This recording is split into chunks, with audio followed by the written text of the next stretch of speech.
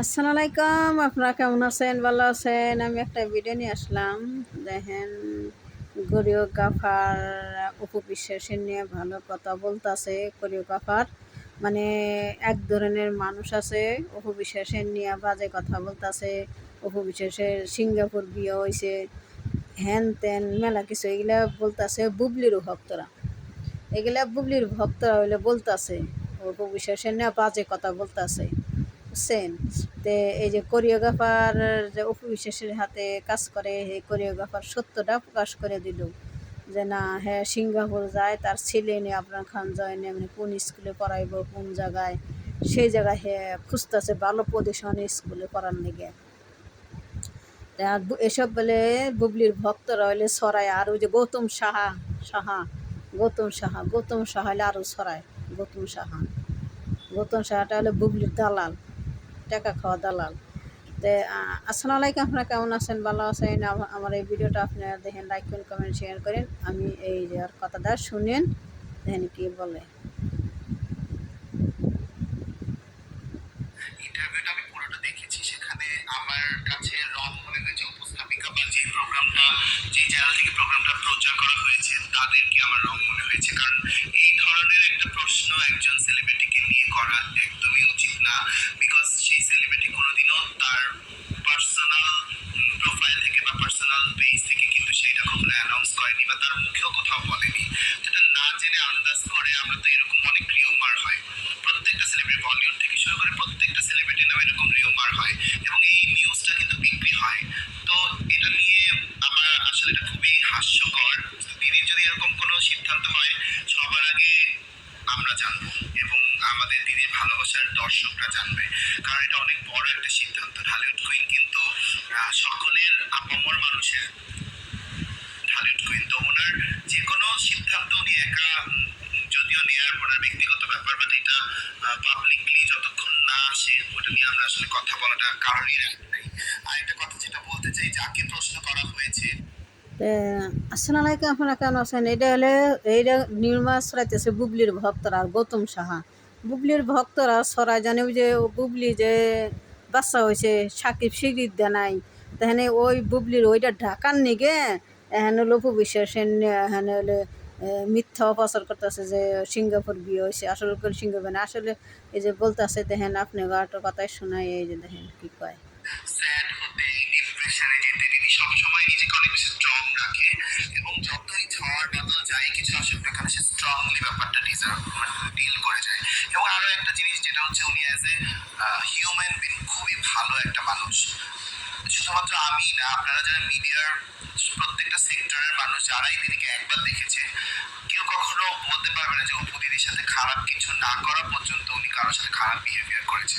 আর আপনি 10টা খোঁচা দিলে সেটা একটা খোঁচা আপনাকে দেবেই, এটা স্বাভাবিক ব্যাপার। এর বাইরে আমি কখনোই দিদির মধ্যে নেগেটিভ ওই জিনিসগুলো আমি কখনো পাই না। উনি যথেষ্ট পরিমাণে আন্তরিক এবং উনি ওনার কাজের ক্ষেত্রে অনেক বেশি ডেডিকেটেড। দ্যাটস ওয়াই কিন্তু বাংলাদেশের এখনো একমাত্র নায়িকা যে 20 বছর ধরে কাজ করে যাচ্ছে এবং তার সর্বোচ্চ এন্ডোর্সমেন্ট বাংলাদেশে। আপনারা দেখেছেন যে এখন অনেকে এন্ডোর্সমেন্ট করছে, ওপেনিং করছে।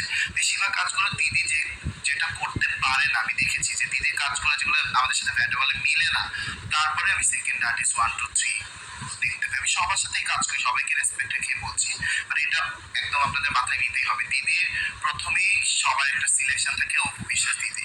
দেন তারপরে যখন কারোর সাথে আমাদের ব্যাটেবলে না মিলে বা কোনো কিছু দিয়ে না মিলে তখন তারা সেকেন্ড অপশনে 1 2 3 অন্যান্যদেরকে ভাবে।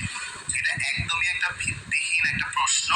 আর এই টাইপের ক্যাপশন দিয়ে যে সমস্ত বড় বড় চ্যানেলগুলো নিউজ করছেন তাদের কাছে আমি আন্তরিকভাবে রিকোয়েস্ট করব, একটা আর্টিস্টের তরফ থেকে আপনারা তার মুখ থেকে না শুনে, বা আপনারা কি কেউ দেখেছেন যে সিঙ্গাপুরে উনি বিয়ে করেছে? একদমই না, আমরাও কিন্তু কেউ দেখিনি। এবং সিঙ্গাপুরে উনি ওনার বাচ্চার থ্রুতে বেশ কয়েকবার গিয়েছেন এবং ওনার ভবিষ্যতেও যাওয়া হতে পারে।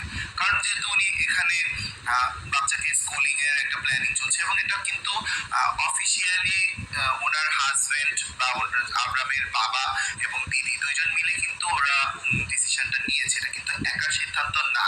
তো এখন একজন আর্টিস্ট যদি এখন উনি রেগুলার ইন্ডিয়া যায়, ইন্ডিয়াতে আপনি বিয়ে দিয়ে দিতে পারেন, রেগুলার আমেরিকা গেলে আমেরিকাতে বিয়ে দিয়ে দিতে পারেন, এটা আসলে আমাদের মন গড়া কথা। উনি যদি এরকম কোনো সিদ্ধান্ত নেয় উনি আসসালামু আলাইকুম। আপনারা কেমন আছেন? ভালো আছেন? দেখেন বললো যে অপু বিশ্বাসের হাজব্যান্ড সাকিব, তাহলে মনে করেন আজও ওরা সাকিব অপু ওরা হাজব্যান্ডই আছে, ওরা হাজব্যান্ড আছে। ওরা সিঙ্গাপুর পরবর্তীতে মনে করেন সাকিব অপু সেটেলের পরে সিঙ্গাপুর ওই আফরান খান জয়ের নিয়ে সিঙ্গাপুর সেটেলের পরে ওই জায়গায় সংসার করা করে, সাকিব অপু ওই জায়গায় সংসার করা করে। তারপরে শুনতেছি দ্বিতীয় বাচ্চা হতেও পারে, সাকিবের ঘরে সামনে বর্ষ হতেও পারে দ্বিতীয় বাচ্চা।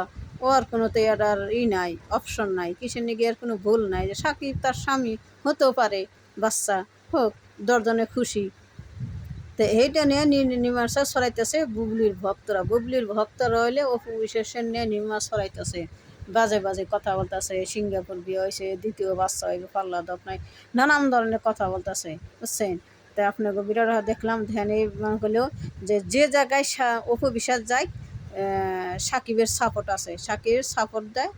তারপর টাকা পয়সার লেনদেন, এটা টাকা পয়সার মনে করেন যে সাকিব টাকা পয়সা দেয়, সেই টাকা দেয় অপু বিশ্বাস বাচ্চা নেয় যায় আসে, তাহলে সাকিবের সাপোর্ট আছে না, সাকিবের সাপোর্ট আছে দেয় যায়।